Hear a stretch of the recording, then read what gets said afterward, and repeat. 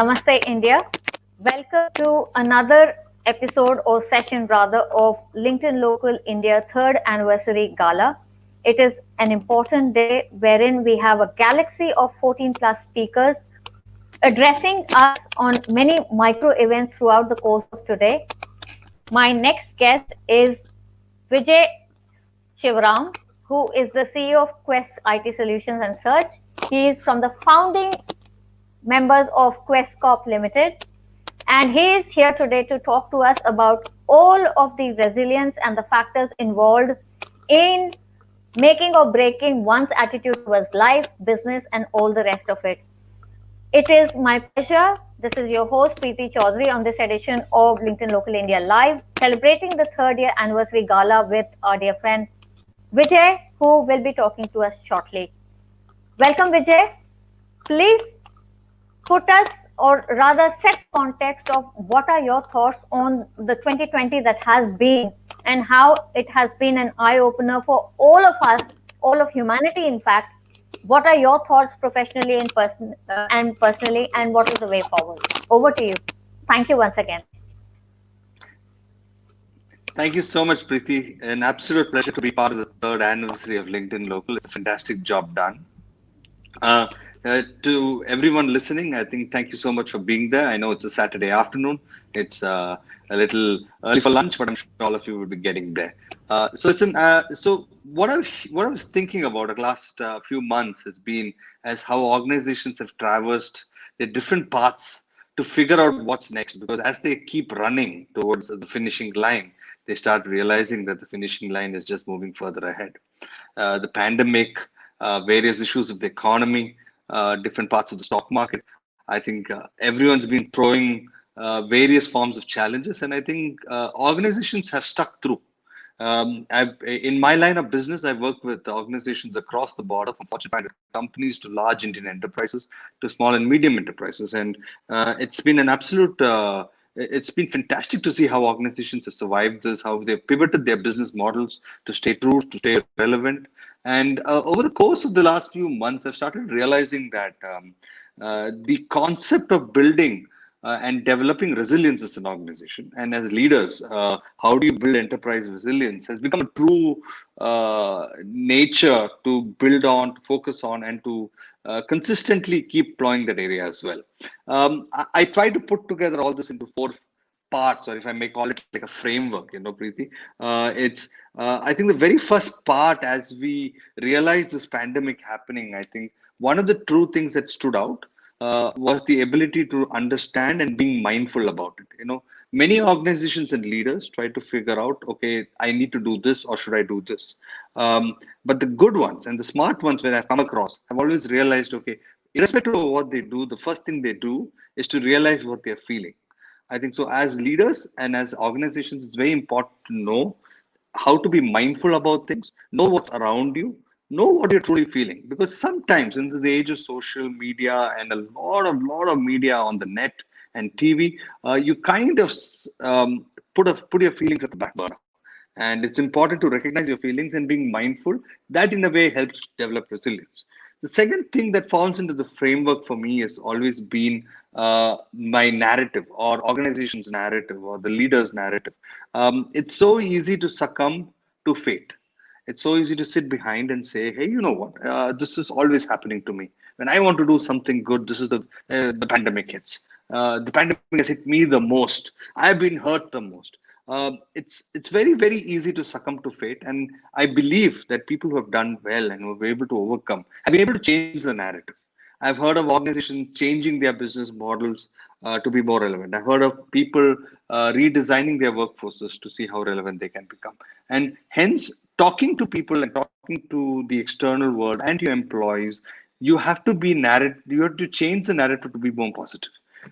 Students, for example, if MBA students, they had a tough time because they didn't get jobs. But I saw many students who came out and said, we actually saw the world evolve in front of us.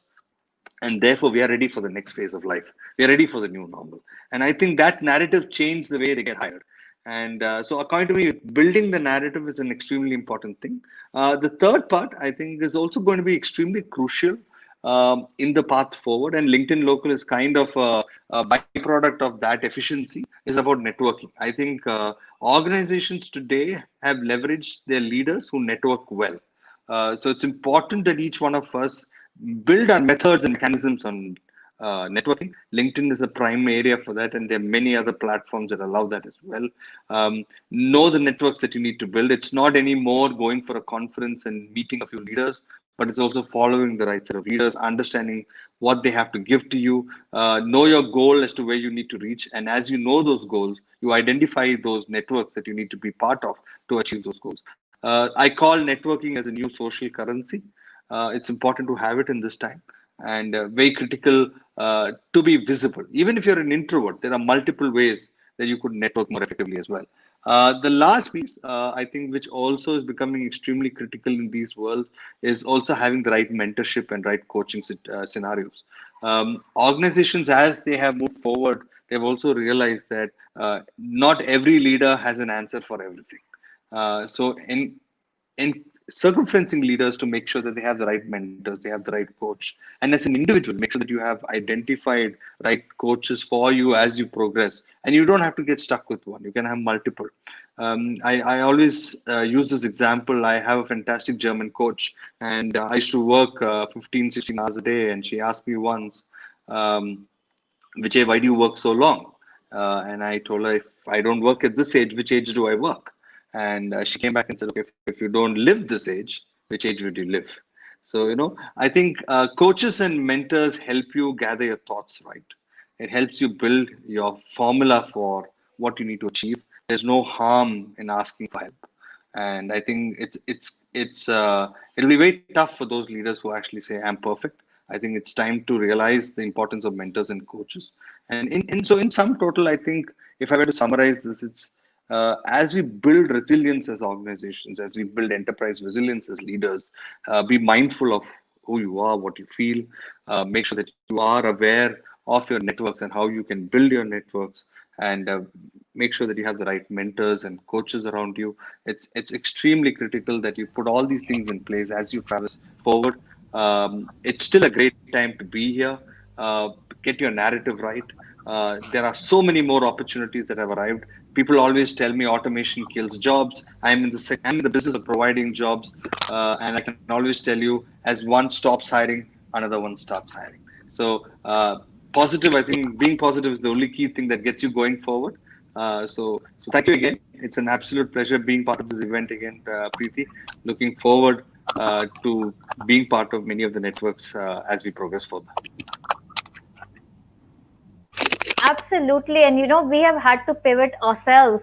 Whereas LinkedIn Local India is a platform where we meet physically because of the goings on of the last year. Here we are sitting on StreamYard and talking to everybody via LinkedIn Live. But going forward, a hybrid model is what we foresee for ourselves as well, wherein where we would be part virtual and part physical. And that brings me to resilience in another sphere, Vijay. You are an angel investor as well. And for me, being from the startup ecosystem, there are so many stories of resilience, of level playing field being awarded to everyone. It is no more the survival of the mightiest or the one with the most money. In your view, very quickly, what has been very noticeable for you as an investor into the startup ecosystem when it comes to resilience and the stars sort of coming out of this narrative for the last year of 2020? Over to you. Thank you.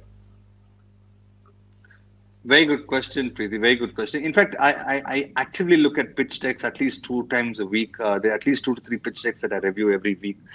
What's amazed me in the last 7, 8 months is one, there's this huge amount of confidence in all the founders and the promoters that come to me. And I think they are willing to fail. I think as I grew up, I used to always believe that failure may not be always a good thing. But I think today, founders and promoters don't mind failing because they realize that those failures can get to learn. They learn more and they pick up and run from there. So I think it's amazing how confident they come to the table and how sure they are about their product. And they also claim to fame that, we are trying these things for the first time, but we are confident we get there. The second part, I think that's also very new and which I'm seeing very leveraging is there's always some talk about being sales oriented. A couple of years ago, I saw business models come from great technologists, some great investors, companies that were looking for investment. They were great technologists, but they somehow could not sell.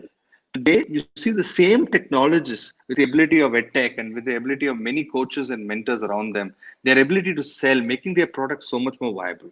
So I think, in short, confidence, the ability to commit to not just quantity but to quality as well, without fear of failing, and of course having a sales ability while you build a fantastic product. I think these are some things that I see in some of the investors today, and I think these people are here to stay. Entrepreneurship is now part and parcel of our lives, Preeti.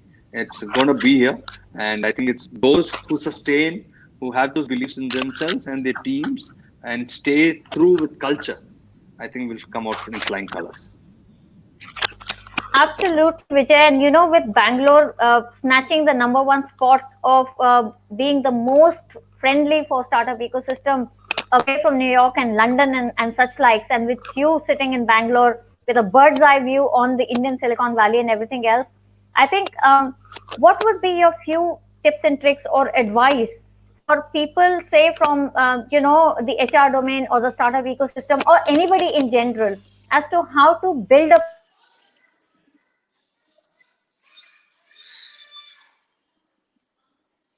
that upon here and now and over to you. So, okay, I lost you a little bit in between, but I think I got the gist of the question. So, I think there are three, four things that I would love to, I wouldn't say advice, but I would always suggest is that if you are in a startup, always have a business model in place that will become profitable. You're not really looking at raising money to sell out. You're also looking at building a business or an enterprise that will be there for the future. I think that's very important. Irrespective of whatever domain you are, whatever function you become, you have to have knowledge about how the finance function works. How important is cash? Where does revenue come from? Where does cost go to? I think these are critical parameters as an individual. You need to always know, irrespective. You might be the admin head, you might be the HR head, you might be a technology head. You need to know where the money is coming and where the money is going. And I think the last but not the least is you cannot take away culture. I think it's so very important today that whoever you are, whatever you're trying to do, you have to have a shared purpose in whatever you're doing. So if you have a team of 10 or you have a team of 200,000, the shared purpose defines who you are and the culture that you run with it. You can't run an organization without integrity. You cannot run an organization without commitment. So it all forms part of the shared purposes that you run with. So I hope I answered your question because I got cut in between, but this is what I thought would be more relevant. No, absolutely. No, you are bang on because essentially what you're saying is bring the human back in the HR, number one, and number two, be mindful of where the money is coming and where the money is going to. So essentially, absolutely important for any kind of business, whether it is a startup, whether it is traditional corporate job or whatever it is. If you keep your people and your money right, everything else pretty much falls in place. So thank you so much for that, Vijay, Absolutely. and time enough Absolutely. for this conversation so far. Thank you for being here today with us and sharing those wonderful insights with us. I'm looking forward to the physical edition of LinkedIn Local where you can come in and talk to us. Thank you to the audience. Until the next time, this is your host Preeti Chaudhary signing off with Vijay from this edition of LinkedIn Local India Online, the third year anniversary gala. Stay safe, stay indoors, see you around. Thank you. Thank you. Bye bye. Have a great time. Be safe. Thank you.